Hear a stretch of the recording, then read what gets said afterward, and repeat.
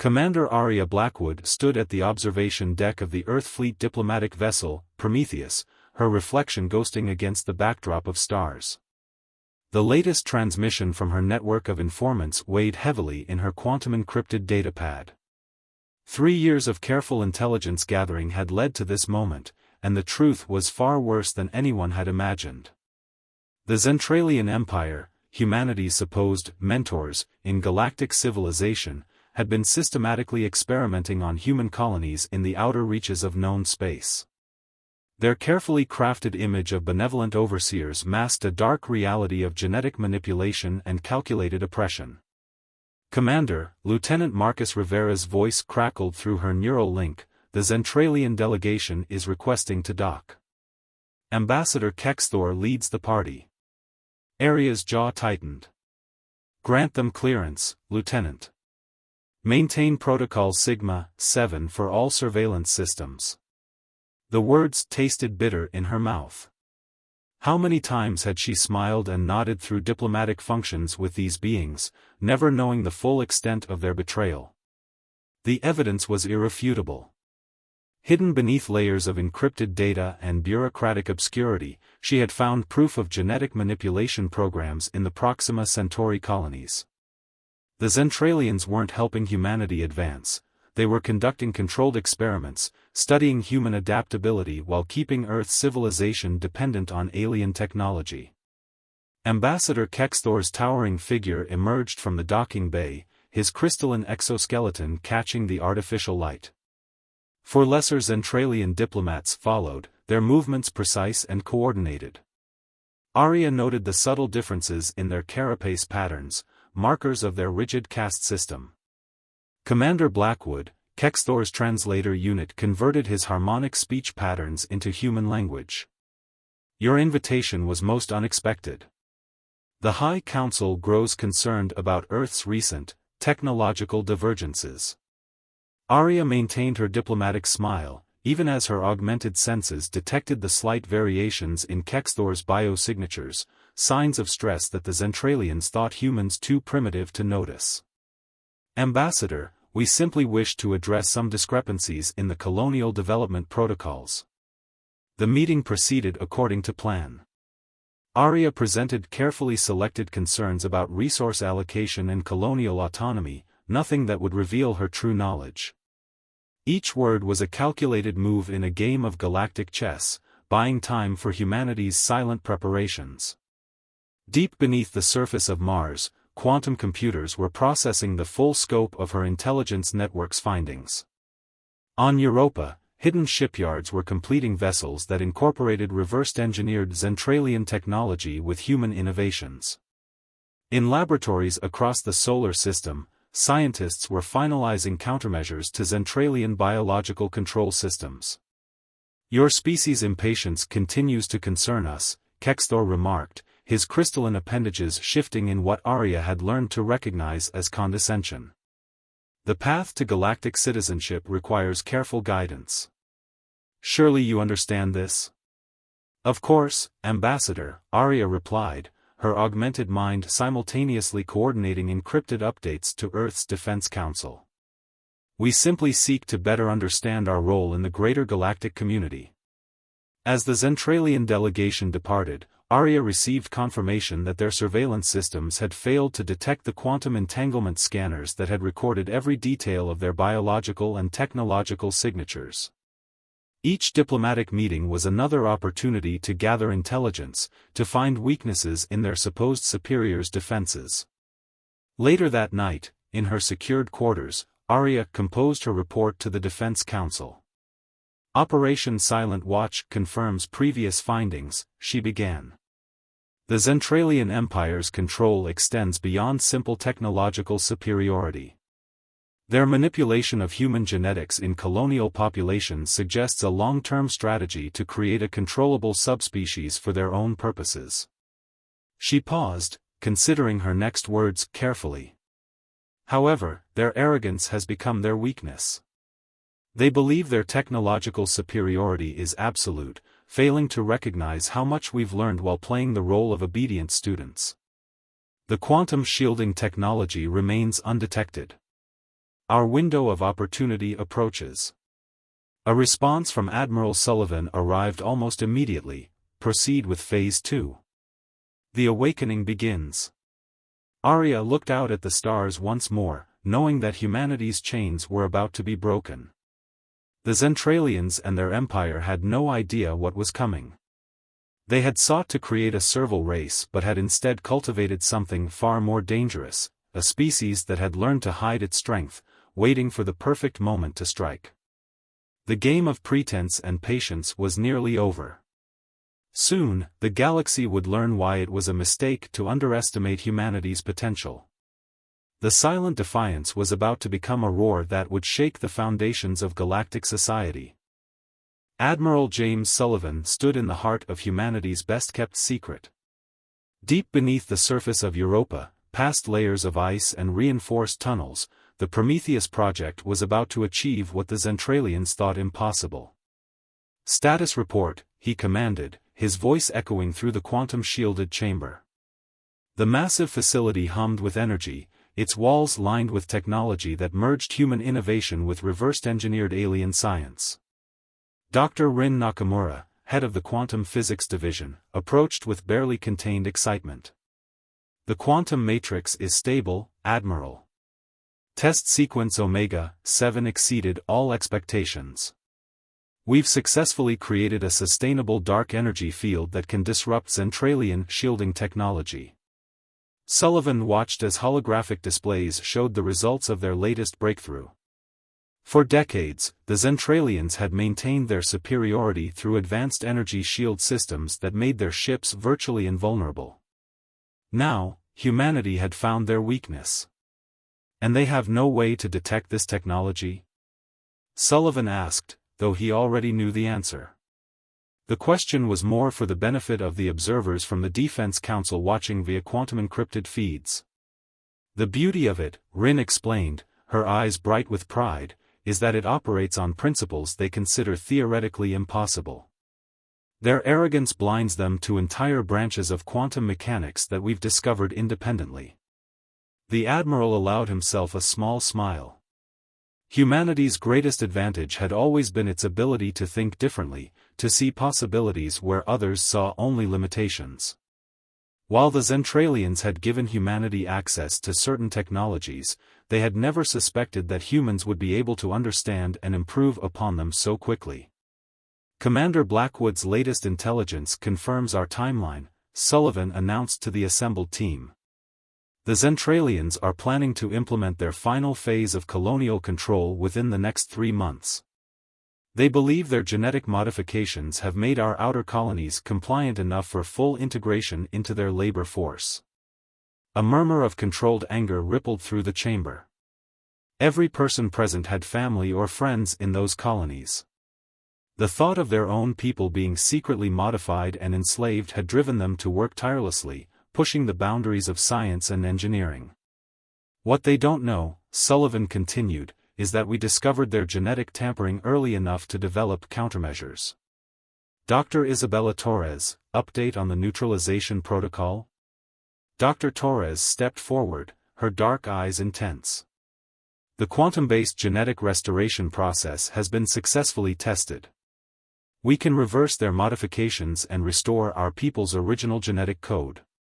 More importantly, we can do it without alerting their biological monitoring systems." Sullivan nodded, remembering the day they had first discovered the truth.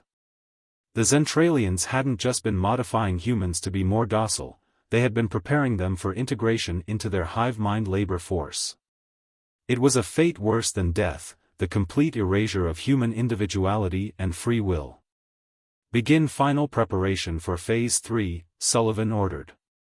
"All ships in the Hidden Fleet are to be equipped with the quantum disruption technology. Dr. Nakamura, your team has 48 hours to complete the installation of the dark energy generators." As the teams dispersed to their stations, Sullivan received an encrypted message from Arya Blackwood, Zentralian High Council growing suspicious of colonial communication patterns. "May need to accelerate timeline." The Admiral's expression hardened. They had hoped for more time, but they had always known this moment might come sooner than planned. He sent out a priority alert to all project leaders: Operation Thunderbreak is now active. All units prepare for possible early implementation. In launch bays hidden throughout the solar system, ships that the Zentralians knew nothing about began powering up their systems. These vessels represented a perfect fusion of human ingenuity and adapted alien technology. They were smaller than Zentralian warships but far more maneuverable, equipped with weapon systems that operated on principles the aliens had never considered. "We're about to change the rules of their game," Sullivan muttered, watching as the first test squadron performed maneuvers that would have been impossible with conventional technology. The ships moved like extensions of human thought, their quantum-enhanced neural interfaces allowing pilots to control them with unprecedented precision. The Zentralians believed they had created the perfect system of control, using technology and biology to ensure humanity's permanent subservience. Instead, they had pushed humanity to evolve in ways they couldn't imagine, forcing them to develop technologies and abilities that would soon shatter the Empire's illusion of invincibility. The storm was gathering, its force building in secret beneath the surface of human compliance. When it broke, the galaxy would never be the same. The Martian sky burned crimson as Zentralian warships descended through the atmosphere, their crystalline hulls refracting sunlight in dazzling patterns. To the millions of colonists watching from below, it might have looked beautiful if not for the implicit threat in their arrival. Governor Rashid Hassan of Mars Colony stood in the central control hub of Olympus City, watching tactical displays track the incoming vessels. His expression remained neutral, but his cybernetic implants were already coordinating with the hidden defense grid buried beneath the Martian surface.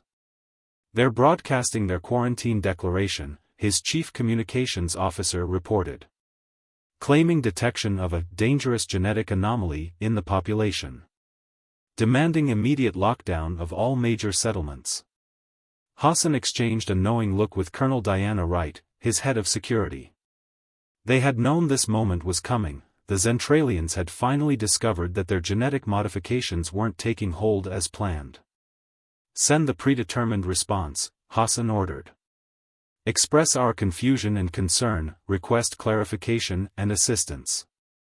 His fingers discreetly activated the quantum-encrypted channel to Earth. "And notify command that Operation Stormbreak is now in effect."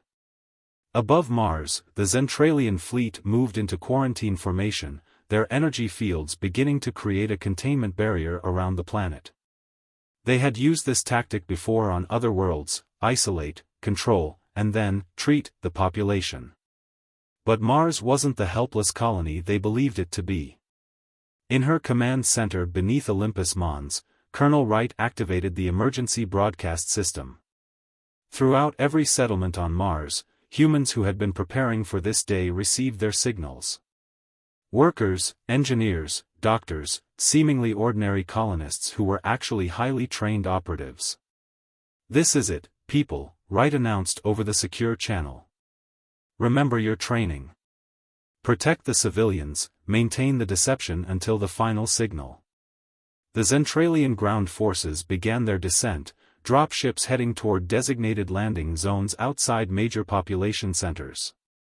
They expected to find frightened, compliant humans ready to accept their help. Instead, quantum sensors hidden throughout the colonies were mapping every detail of their deployment. In orbit, Admiral Kexthor observed the operation from his flagship. Curious, he noted to his subordinates. "The humans appear more organized than our models predicted. Their response patterns show unusual coherence." Before his analysts could respond, proximity alerts blared across the bridge. Something was happening to their containment field, impossible energy readings that shouldn't exist according to their understanding of physics.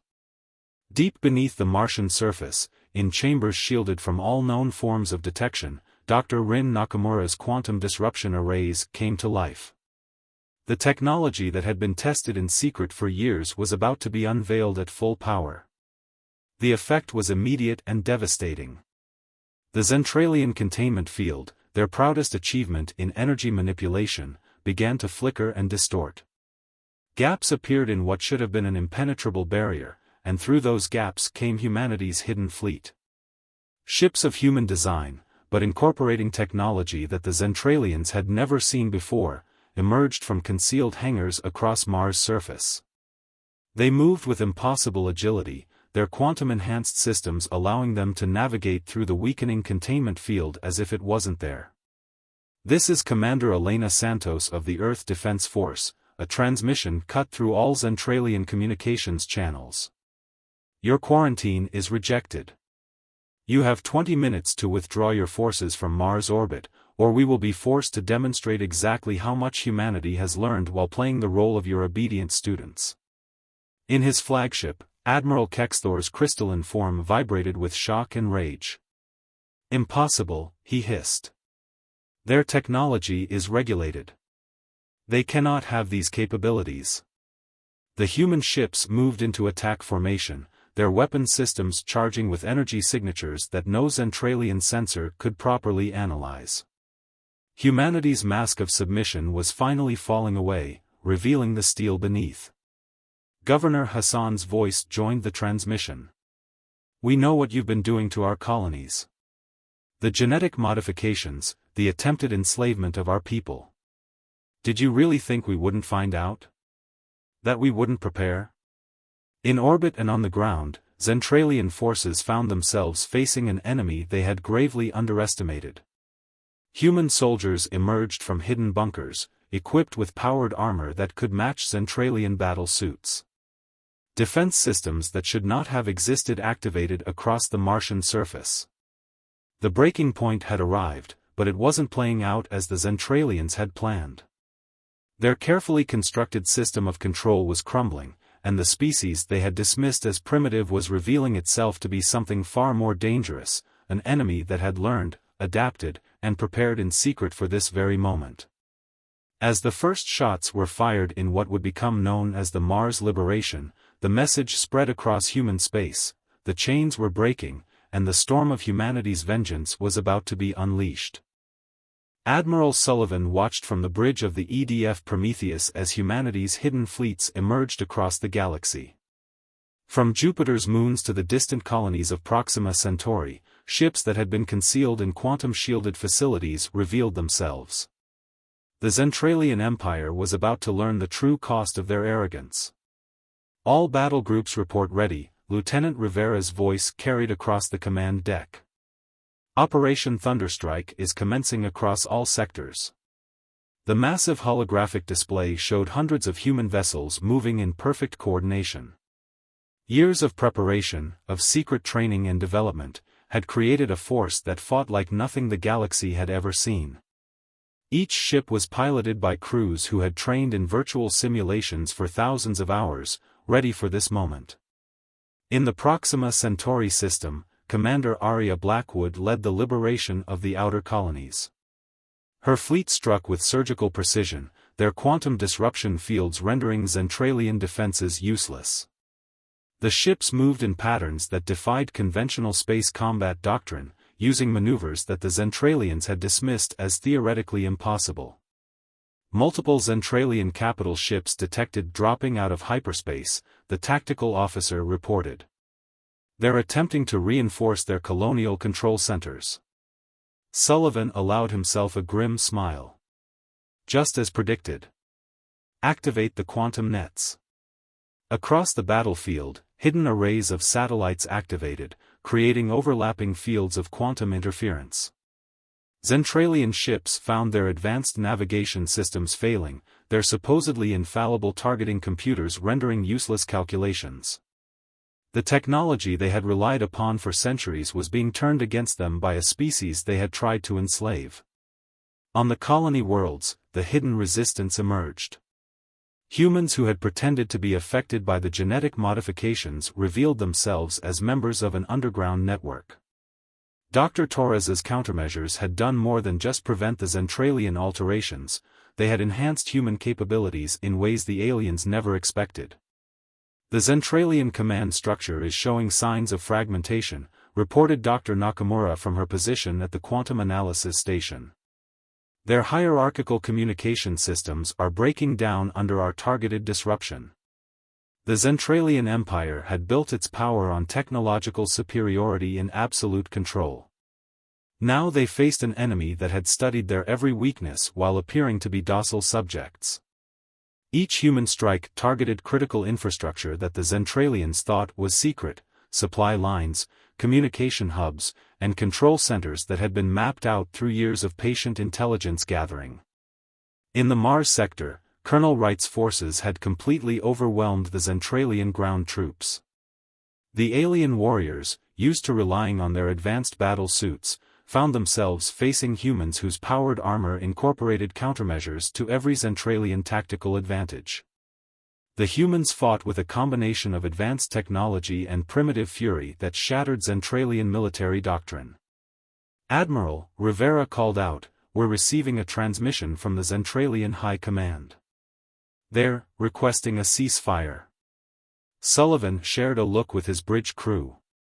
This was faster than they had expected, but it made sense. The Zentralians had never faced an enemy that could systematically dismantle their technological advantages. Their entire society was built on the assumption of their superiority. "Put them through," Sullivan ordered, "but maintain combat readiness." This could be a trick. The holographic image of High Commander Vexthor materialized on the bridge, his crystalline form showing signs of stress fractures, a sign of extreme agitation in his species. "This is impossible," he began. "You were contained. Controlled. How did you achieve this level of development without our knowledge?" Sullivan's response was cold. "You assumed that because you could monitor our official research and development, you knew everything we were capable of. You forgot that humanity's greatest strength isn't our technology, it's our ability to adapt, to hide our true nature when necessary, and to strike when the moment is right." Across human space, the revolution continued. Colony after colony revealed hidden defenses and capabilities. The Zentralian Empire, which had stood for millennia, found itself fighting a war on multiple fronts against an enemy that seemed to know their every move before they made it. "Your empire made a fundamental mistake," Sullivan continued. "You thought you could modify us, control us, make us into something that suited your needs. Instead, you forced us to become something far more dangerous, a species that learned to hide its strength while preparing for the perfect moment to strike." The quantum displays showed more Zentralian ships falling to human attacks. The revolution wasn't just a military victory, it was the complete upheaval of what the galaxy thought was possible. Humanity had not just broken free, they had shattered the very foundations of galactic power. The Great Hall of the Galactic Conclave fell silent as Commander Arya Blackwood walked onto the speaking platform. Behind her, the massive viewport showed the gathered fleets of a dozen species, Zentralian ships now intermingled with human vessels in a tense peace. 3 months had passed since the revolution began, and the galaxy's power structure had been forever altered. "We are not here to replace one empire with another," Blackwood's voice carried across the chamber. "Humanity fought not just for its freedom, but for a fundamental change in how species interact across the stars."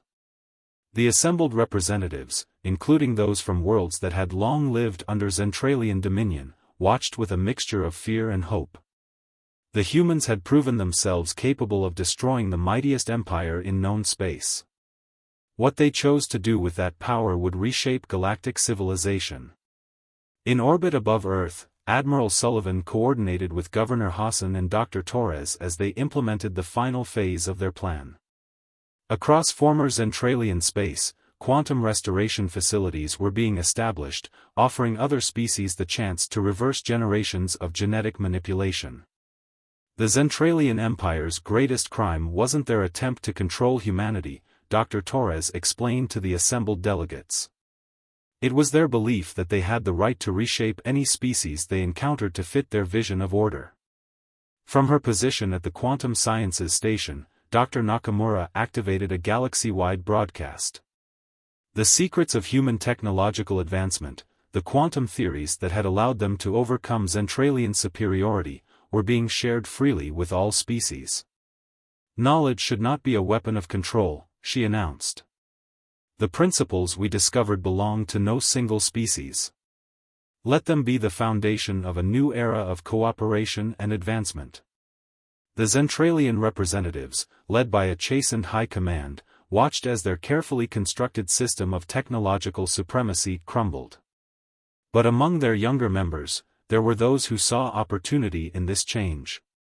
Ancient hierarchies were dissolving, replaced by something new and unprecedented.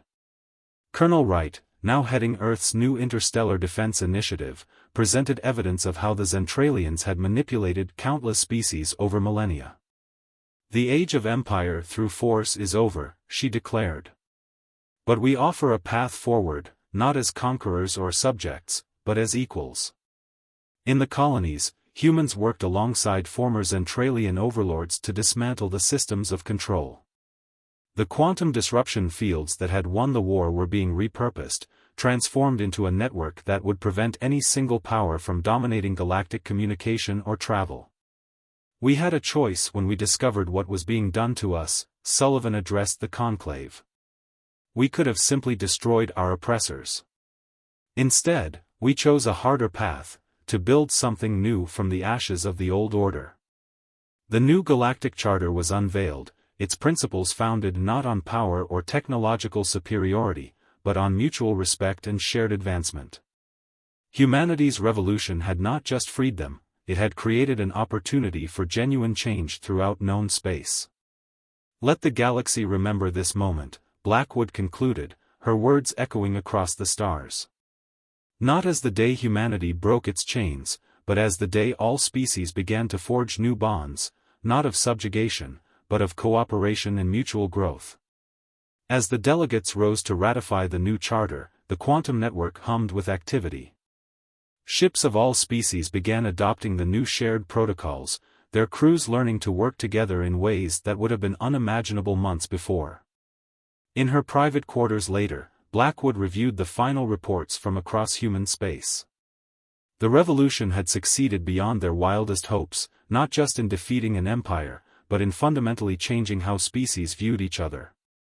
"Computer, send final status report to Earth Command," she dictated. "Phase 5 complete. Operation Liberation concluded. But our real work is just beginning." The stars outside her viewport seemed brighter somehow, as if reflecting the promise of this new era.